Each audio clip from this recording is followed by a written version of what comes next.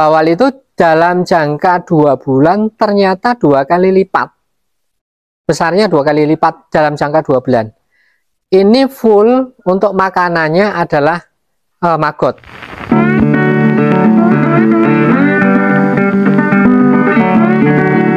Assalamualaikum warahmatullahi wabarakatuh. Perkenalkan, saya Heri Syafruddin sebagai pengelola TPS 3R Desa Gondosuli yang berdiri pada tahun 2016. Ya, alhamdulillah kami sudah terus berkembang, dan tapi terus terang kami untuk maggot sampai saat ini belum pernah kami jual maggot. Itu hanya untuk konsumsi sendiri, untuk pakan ikan apakah nila atau bawal dan atau udang galah. Dan sekarang kita kembangkan untuk jenis unggas. Untuk kendalanya sebetulnya nggak terlalu banyak resiko, tapi kendala yang kita hadapi terutama adalah untuk masalah makanan. Karena makanan, semakin banyak maggot yang kita pelihara, yang kita kembangkan, otomatis makanan akan lebih banyak. Makanan maggot itu sama dengan kita, artinya kita suka, kita makan makanan maggot sama saja. Artinya semua yang kita makan maggot juga akan habis dimakan oleh maggot itu. Ketika kita mempunyai ikan yang kecil, berarti kita harus memberikan makan maggot yang kecil-kecil. Atau sama dengan unggasnya juga. Kalau unggas yang kecil kita berikan yang kecil. Tapi kalau sudah berumur lebih setengah, artinya sudah setengah bulan ke atas, untuk jenis unggas kita sudah berikan yang normal, artinya yang sudah besar-besar gitu. Kenapa kita memilih maggot? Itu yang pertama adalah irit biaya. Irit biaya kenapa? Kita tidak usah mengeluarkan uang, tapi kita sudah bisa budidaya sendiri. Dan notabene untuk pakan maggot adalah sampah. Jadi semua insya Allah siapapun akan setuju ketika sampah apapun bisa dimanfaatkan, ada nilai ekonomi, saya kira itu akan lebih hemat.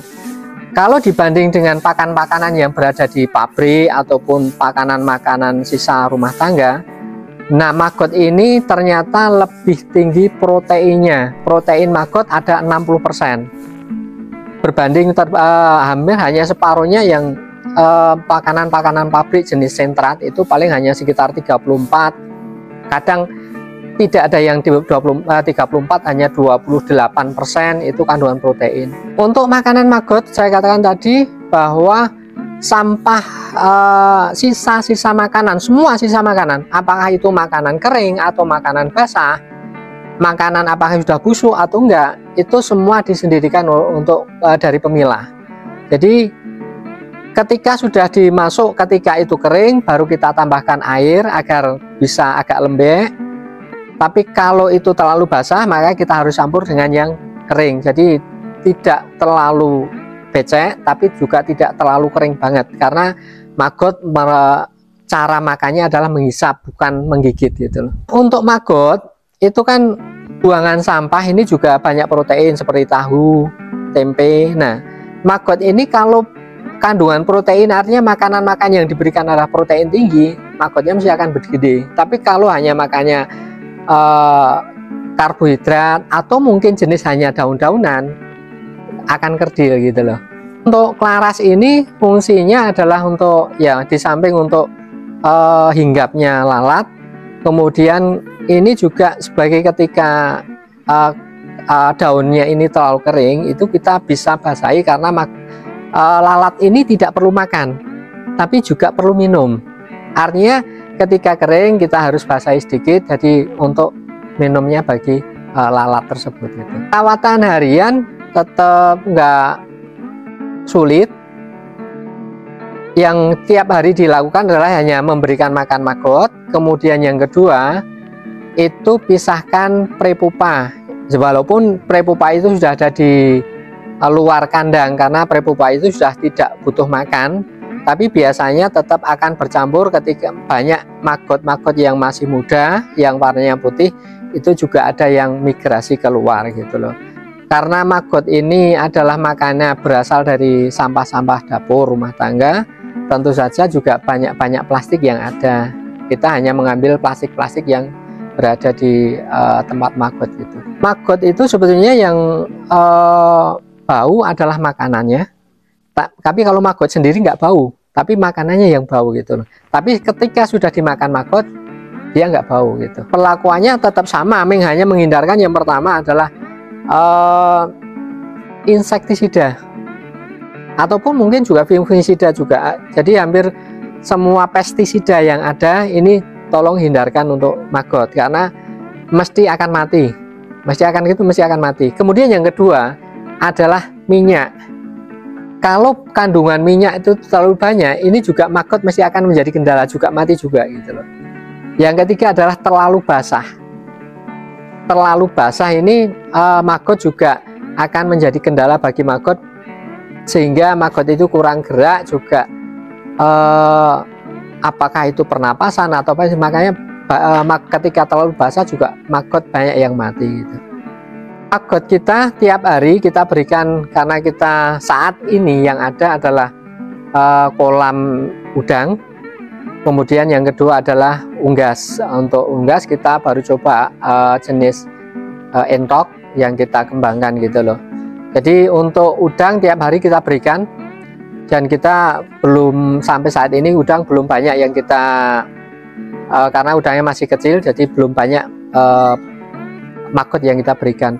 Untuk unggas juga baru sedikit, kita baru mencoba. Sekarang baru ada 20 yang berumur sekitar 1,5 bulan. Seperti yang kemarin, untuk sebelum kolam itu kita bangun, kita untuk makanan bawal. Nah, bawal itu dalam jangka 2 bulan ternyata 2 kali lipat besarnya, 2 kali lipat dalam jangka 2 bulan. Ini full untuk makanannya adalah maggot tanpa sentrat gitu loh.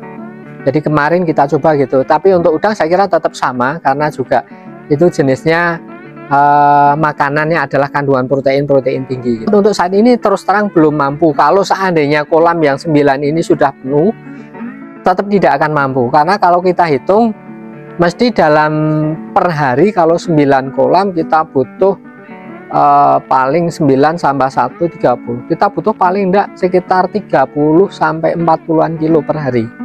Itu kalau sudah, artinya sudah ikannya sudah ikan-ikan akan menjalang konsumsi ataupun setelah remaja, itu butuh banyak gitu loh.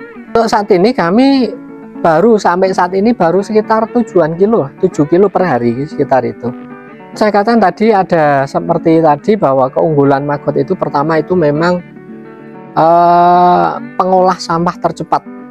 Itu satu yang pengolah sampah tercepat. Yang kedua, protein tinggi, protein 60%. Dan yang ketiga adalah kita murah sekali. Kita bandingkan dengan sentrat. Sentrat harganya 12.000. Kemudian maggot kita hanya paling kalau kita beli hanya 6,5 sampai 7.000. Berarti kita sudah nopang sekitar 5.000 rupiah. Tinggal kita kalikan 5.000 rupiah, kita habis berapa. Kalau umpamanya sentrat kita kalikan berapa kuintal. Itu pun baru perbandingan antara harga.